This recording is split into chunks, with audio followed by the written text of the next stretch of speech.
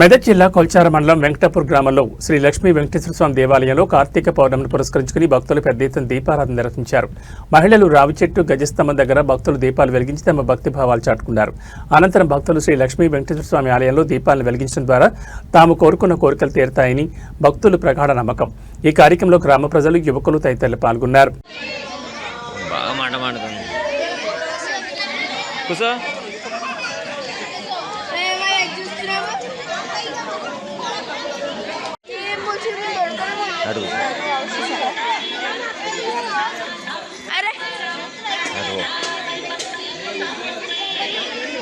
నాది పద్దెలు కూడా వస్తే ఏమైతుంది బాబాయ్?